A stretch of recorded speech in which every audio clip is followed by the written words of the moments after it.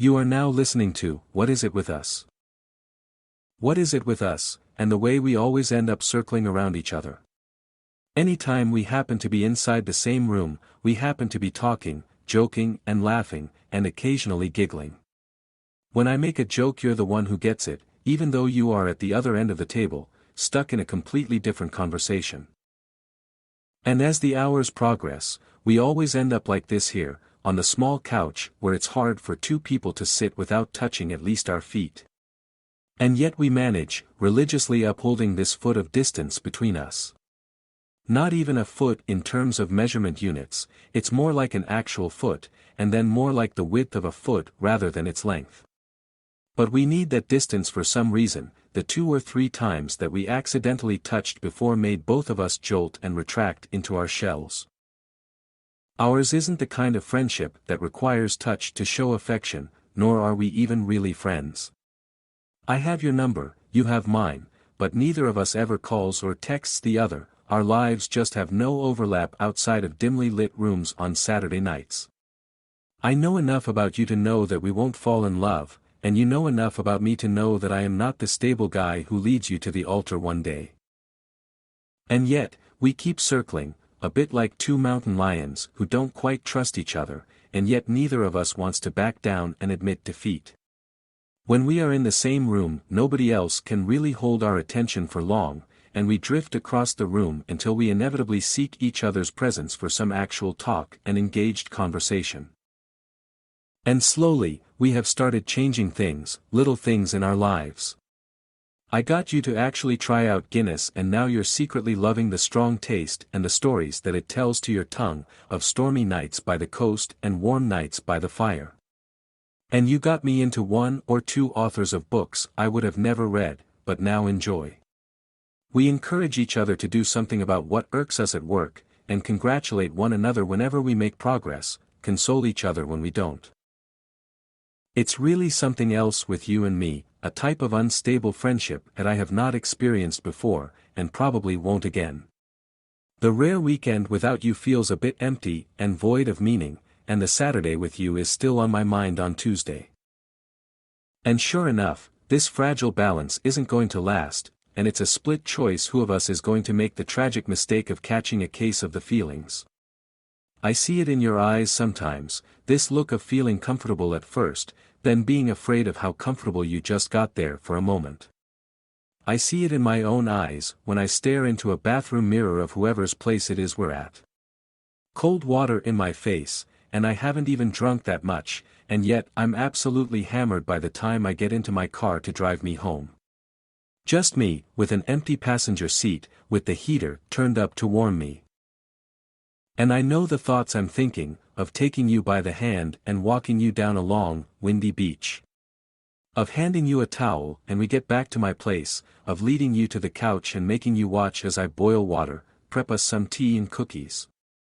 Of slipping under the blanket with you, our feet touching like our minds, and the hour or so before it's safe to say that neither of us minds the touch, or the foot massage that follows. I can look at you and see the things my fingers could do to your shoulders. I can physically feel the slightly rough fabric of your sweatshirt as my fingers run down your back, thumbs trailing down your spine, working out all the kinks and knots and stressful memories. I can vividly imagine how your body would feel leaned against mine, how little restraint I could muster to keep my morals high and my good manners in mind, and how little you would mind. You would smile silently as you watch me struggle to keep my hands in safe places, and blow on your mug with playfully calm breaths as my fingers follow the inevitable path underneath your shirt. We would spend the evening like that, drinking tea, playing games with each other's mind, talking sense about nonsensical things until the tea supply runs out, together with our patience. I would forego all pretense about having any morals at all, and you would meet my asking gaze with resolute indifference. I would reach down from behind, pushing the fabric of your leggings down your hips, and you would lift yourself up the tiniest bit to make it easy for me.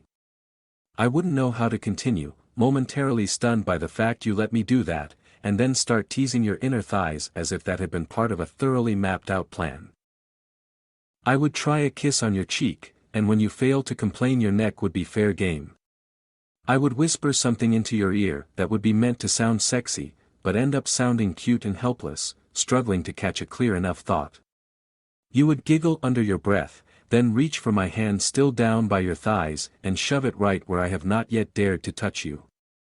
I would see the signs, accept the inevitability of our mutual descent, and start massaging you, testing what a tip of a finger can do to your mind.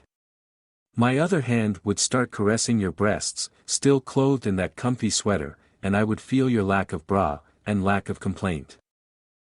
I would not want to stop, or go further, but your body's reaction would tell me that the status quo was impossible to maintain, and so the tip of my finger would become its length, and my soft and caring touches would become a grab and hold, my kisses become hungry. I would slip out from under you, careful not to lose touch with you as I got up on top of you, careful to keep our eyes locked as our lips while we both struggle out of my pants. I would stare right into your eyes as I guide my dick into your warm wetness, watch for any sort of hesitation in your glance. But neither your eyes nor your body would resist my advance, and my first thrust would be so slow that it would push us both into a different state of mind.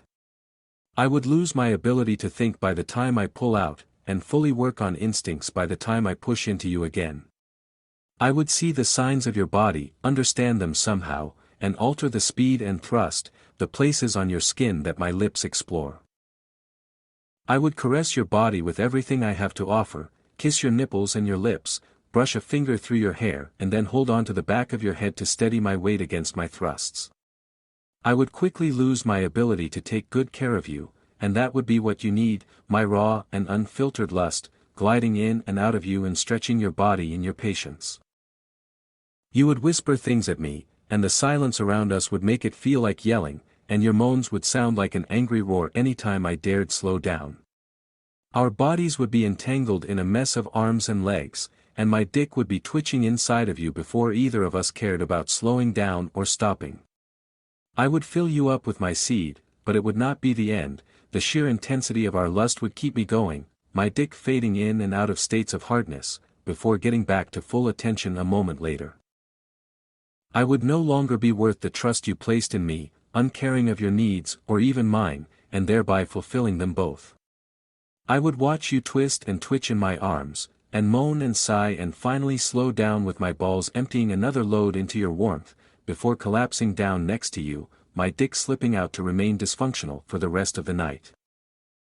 And we would lock our eyes again, and exchange smiling kisses, and pull the blanket back up that got lost along the way, to cuddle close through the rest of the night, and do things that we shouldn't, because the caring looks and sweet little words would hit so much harder than my hardest thrust could have.